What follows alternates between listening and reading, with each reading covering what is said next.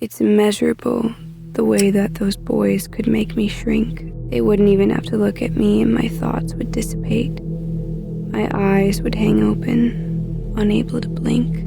I tried to loathe them for this, but their charm never fell short of crushing my immunity. How, I don't know, but when he glanced in my direction, my heart would bend. Like a lost dog or a piece of garbage caught in the wind, I'd follow him throughout our city, yet I still couldn't utter a word. Nothing that would amount, nothing that would have meant. The mirror spit the harsh truth. I'm not a girl he'd ever want. Models plastered on magazine covers make me look dull. My dark, empty eyes resemble rot. Besides, another has already apprehended his affection. Her eyes must be beautiful. Blue like the ultramarine seas and delicate like a dove. Though I've never seen her, I know she has to be perfect. Why else would he waste his time? Oh, but her hair looks just like mine. I would have bet her hair flows in a gorgeous fire, like a fan perfectly blew it into an organized mess. Her face always flawlessly painted with love and hues of innocence and cumbersome happiness. Her voice must bubble lightly through the air, meeting his ear in melodious softness. She probably doesn't even have to put in much care. She probably cheers at the sides of his games. Her mind must be adorned with casual shrewdness. She's decorated in the school's colors with a posse of pom-poms just the same. What does he see? It can't be beauty. But maybe he'd see the same in me. My mind was warped the minute I saw my possibility. The cookie cutter for once resembled my shaky frame, and I could be the muse or goddess in his brain. Who would notice a simple switch? A pretty princess for a wretched witch? But they were cinematic. Every step they took was perfectly articulated in a choreographed pace. The ground they stood on erupted in electricity and static. In their presence, I always felt the need to hide my face. I'd consider speaking up, calling his name. Maybe he'd turn from her at the beckon of my call. He'd see me and never be the same. I tried to utter a sound, but he was still the unattainable boy I found cute, the one placed on a high shelf I could never reach. Hello? Hello? Is anyone there? The only one that's existence held my throat and made me mute.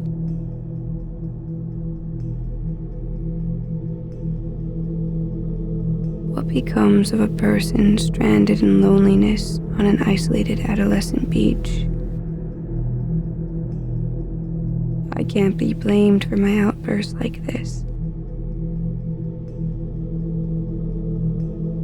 Years of being pushed aside don't leave a person unmarred. It isn't my fault she was basked in the sunshine and I was hidden in shadows and murky patches of darkness. Consistently not being chosen can make someone quite scarred.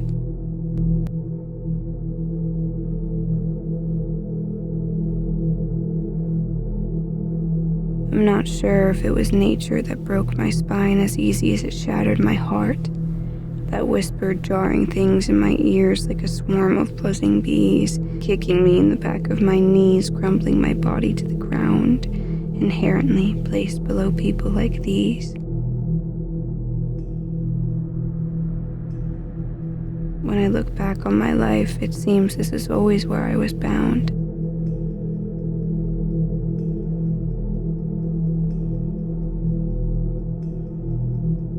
Perhaps it was nurture that burst through my eroding skin, its claws grasping my collapsed spine and taking me as its puppet, taking me as its splintered kin.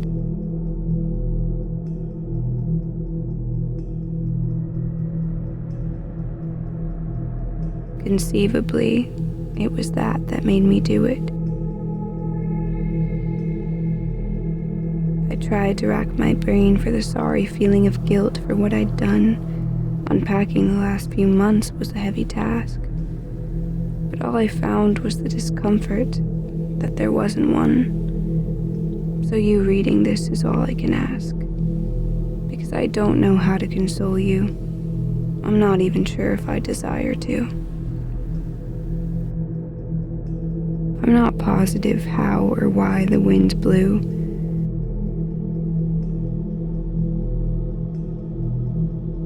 Or if it was nature or nurture to accuse. Or maybe even you. But I do know one thing.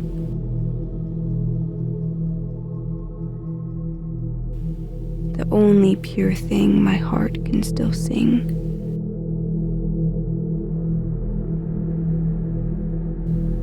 The liability is not to be placed on me.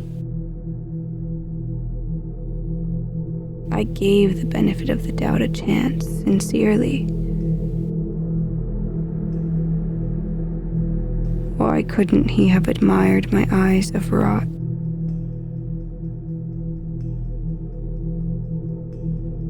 He loves me.